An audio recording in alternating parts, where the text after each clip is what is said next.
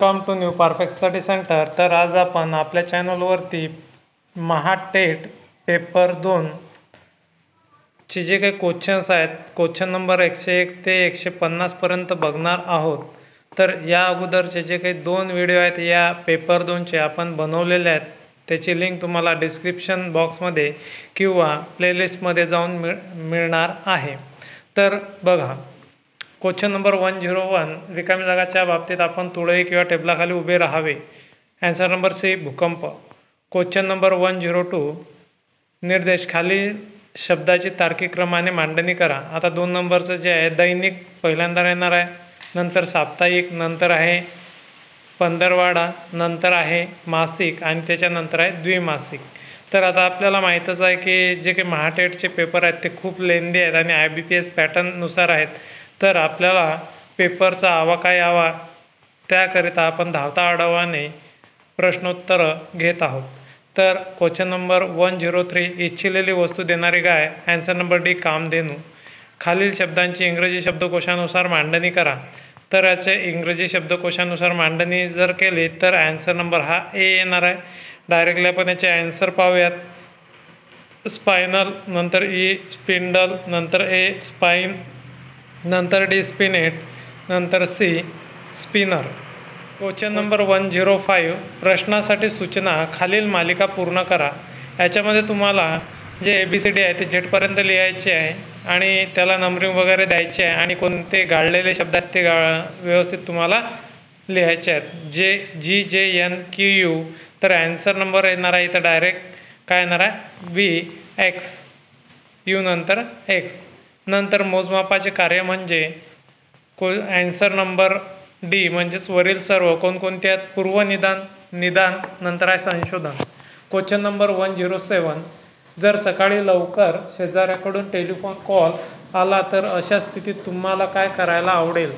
तर answer number C, तुम्ही एक चांगला शेजारी म्हणून जास्तीत जास्त मदत देऊ कराल। क्वेश्चन नंबर 108, सूचना, खालील प्रश्नामध्ये दिलेल्या पर्यायामधून संबंधित अक्षर समूह निवडा। HKNQ ABCD SVYW, तर याच्याकरिता आपल्याला कोणता पर्याय अचूक ठरेल? तर त्याच्यामध्ये आहे बी WXYZ।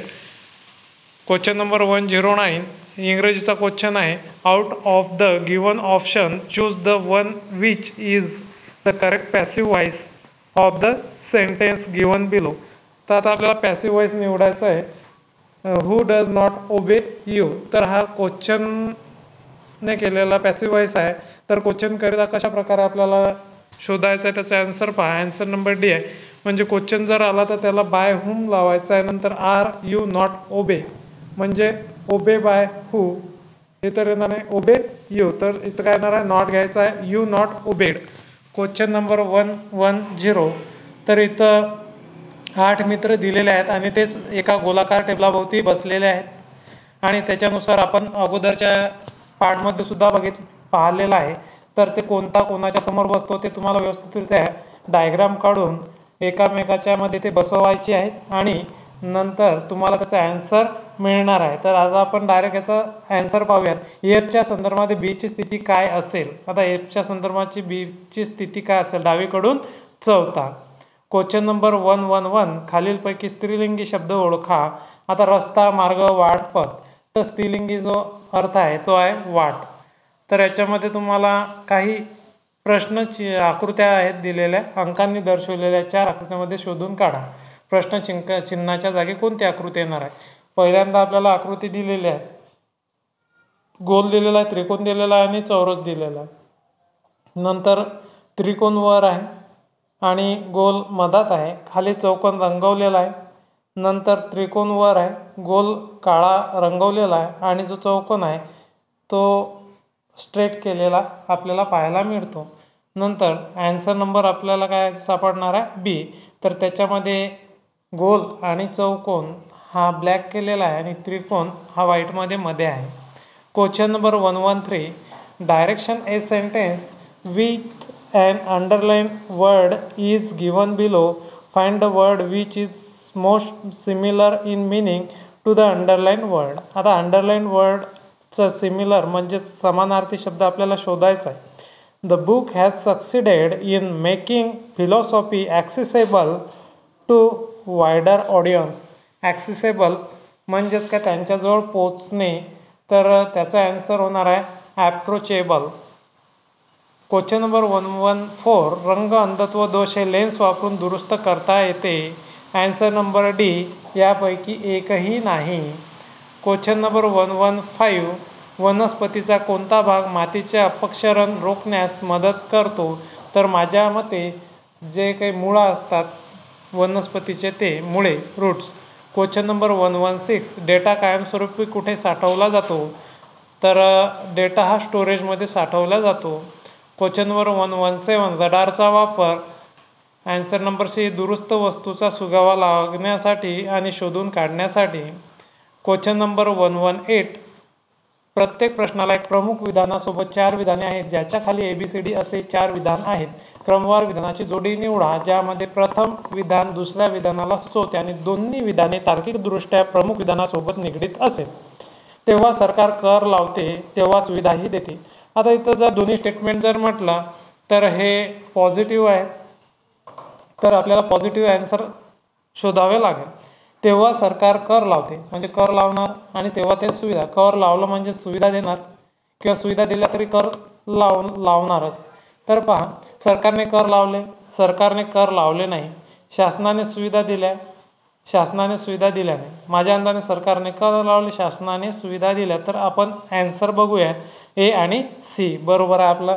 म्हणजेच काय याच्यामध्ये सरकारने कर लावले म्हणजेच पॉझिटिव्ह, शासनाने सुविधा दिल्या म्हणजेच हे पण पॉझिटिव्ह सी पॉझिटिव्ह जाते, आपला ॲन्सर बरोबर आहे ए सी।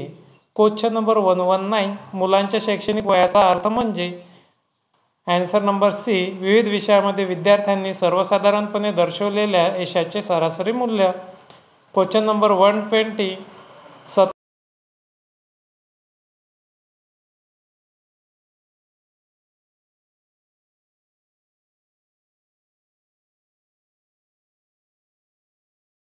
27 चा एकक स्थानचा अंक म्हणजे 27चं मल्टिप्लिकेशन 2015 एवढ्या डिजिटपर्यंत करायचं आणि त्याच्या एकक स्थानचा अंक काय येणार आहे? ॲन्सर नंबर 3 मध्ये जर आपण कसोट्या जर पाहिल्या तर कसोट्यामध्ये आपल्याला समजून येणार आहे, कसोट्या पाठ करणे गरजेचे आहे।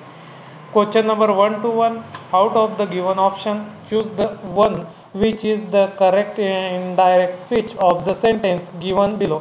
आता इनडायरेक्ट स्पीचचे सेंटेन्स आहे विधानार्थी वाक्याचं, तर त्याच्यामध्ये सी सेड टू हिम, ती त्याला म्हणाली please wait here till I return. आता याच्यामध्ये जर पाहिलं तर आपल्याला आज्ञार्थी वाक्य इथं आहे, कारण की इथं प्लीजने सुरुवात झालेली आहे, तर त्याचं जे ॲन्सर आहे ते काय येणार आहे D. She requested him to wait there till she return, म्हणजे ती वापिस येईपर्यंत थांबायचं आहे। क्वेश्चन नंबर 122 खालीलपैकी शुद्ध वाक्य कोणते? आपल्या चॅनलवरती आपण इंग्लिशची प्लेलिस्ट बनवलेली आहे। इंग्लिश ग्रामरमध्ये जवळपास आपण डायरेक्ट इनडायरेक्ट स्पीचवरती 4 ते 5 व्हिडिओचे लेक्चर घेतलेले आहेत, ते व्यवस्थितरित्या तुम्ही पाहून घ्यायचे आहेत, कॉन्सेप्ट समजून घ्यायची आहे। नंतर खालीलपैकी शुद्ध वाक्य कोणते?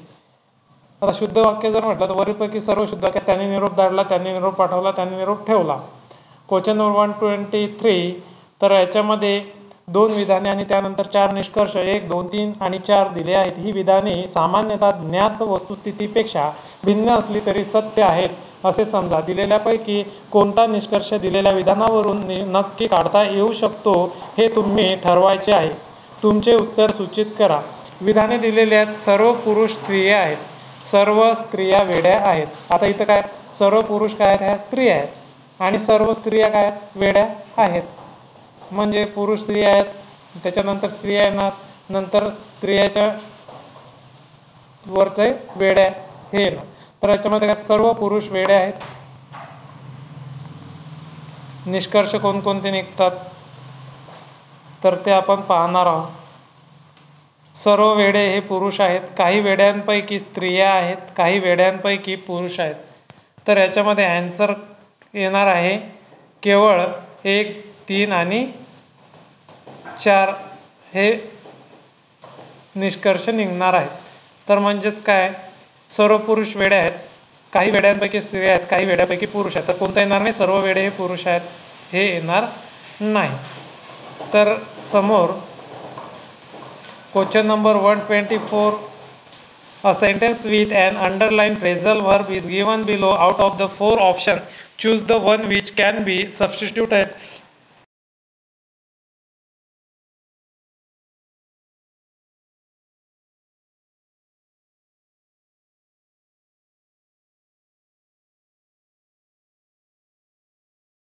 of the given phrasal verb. आता phrasal verb आपल्याला पाहायचे. तर the discovery of penicillin was a major breakthrough in the field of medicine. तर फ्रेज आपल्याला शोधायचे. आन्सर नंबर आहे B, a big achievement. Question number 125, भारतामधील अंतिम मुघल शासक कोण होता? मग भारतामधील अंतिम मुघल शासक बहादूर यापैकी कोणीही नाही. क्वेश्चन नंबर 126, दिलेल्या पर्यायामधून वेगळे ते बाहेर काढा. Direction find the odd one out from the given alternatives. तर आन्सर नंबर बी 49, 36 आहे, 64 आहे, 81 आहे. नंतर आहे क्वेश्चन नंबर 127, खालील प्रश्नात उत्तरातील पर्यायापैकी कोणत्या पर्यायी आकृतीत प्रश्नातील आकृती अंतर्भूत आहे? आता प्रश्नातील आकृती कोणत्याच्यात अंतर्भूत आहे? डायरेक्ट आपल्याला ए नंबरचा ऑप्शन दिसत आहे. क्वेश्चन नंबर 128, रिकामी जागा हे प्रशिक्षणानंतर विशिष्ट ज्ञान किंवा कुशलतेला ग्रहण करण्याच्या वैयक्तिक क्षमतेला दर्शवते. आन्सर नंबर ए, दृष्टिकोन. क्वेश्चन नंबर 129, आता याच्यामध्ये आकृत्या दिलेल्या आहेत, एकात एक आकृती आहे आणि एक गट तिचं अस्तित्व निर्माण करते किंवा अस्तित्व दर्शवते. फिजिक्स, केमिस्ट्री, मॅथमॅटिक्स या आकृतीचा अभ्यास करा आणि भौतिकशास्त्र आणि रसायनशास्त्र दोन्ही शिकणारे परंतु गणित न शिकणारे विद्यार्थी दाखवणारा भाग ओळखा. आन्सर नंबर टी, दोन्ही शिकणारे परंतु गणित न शिकणारे. आता मॅथमॅटिक्स खालचं आहे आणि त्याच्यामध्ये आहे टी वरच्या बाजूनं, ते आपल्याला पाहायला मिळते. क्वेश्चन नंबर 130, मला 5 टोप्या दे या वाक्यातील विशेषण ओळखा. तर 5, तर हे सांख्यिक विशेषण आहे, संख्येबद्दल माहिती देते. नंतर आहे 131, समीर पूर्वेला तोंड करून उभा होता, तो उजवीकडे वळला. तो कसा होता? पूर्वेला तोंड करून उभा होता, तर तो उजवीकडे वळला, तर म्हणजे तो दक्षिण दिशेने वळला आणि 5 मीटर चालला. किती मीटर चालला? 5 मीटर चालला. मग पुन्हा उजवीकडे वळून तो 7 मीटर चालला, म्हणजे दक्षिणेकडून पश्चिमेकडे तो त्याच्या डाव्या बाजूला वळला आणि 4 मीटर. मग परत तो डाव्या बाजूने वळला पश्चिमेकडेच आणि 4 मीटर चालला. तर आता त्याचे तोंड कुठल्या दिशेला असेल? तर आन्सर नंबर बी, म्हणजेच काय, दक्षिण. क्वेश्चन नंबर 132, जर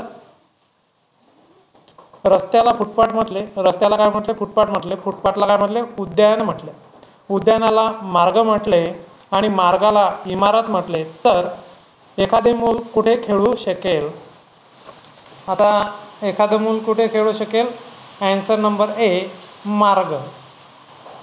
क्वेश्चन नंबर 133, जर तुम्हाला फक्त हे माहीत आहे की मुलाचे मानसिक वय 10 आहे, तर खालीलपैकी कोणते वाक्य तुम्ही त्याबद्दल सर्वात जास्त खात्रीने बोलू शकता? 133, आन्सर नंबर सी, तो सामान्य 10 वर्षे वयाच्या पातळीच्या बुद्धिमत्तेने कार्यप्रदर्शन करतो.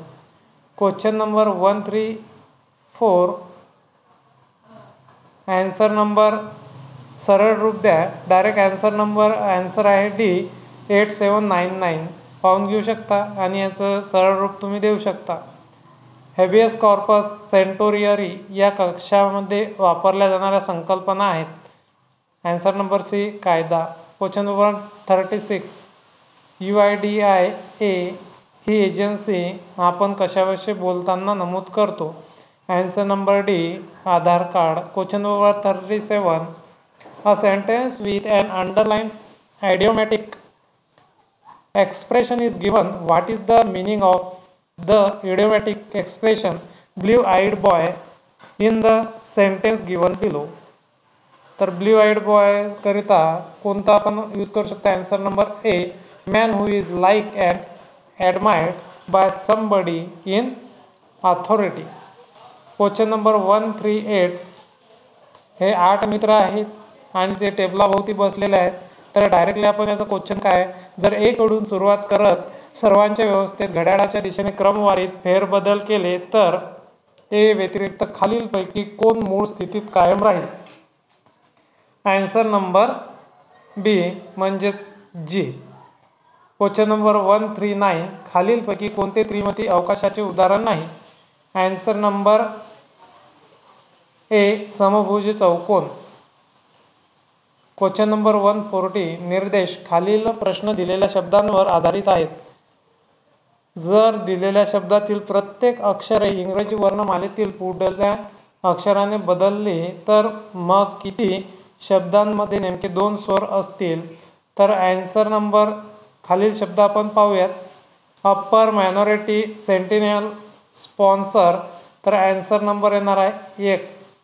क्वेश्चन नंबर 141, ए आणि बी एक काम 8 दिवसामध्ये पूर्ण करतात. बी आणि सी तेच काम 6 दिवसात, तर सी आणि ए एकत्र ते काम 10 दिवसात करतात.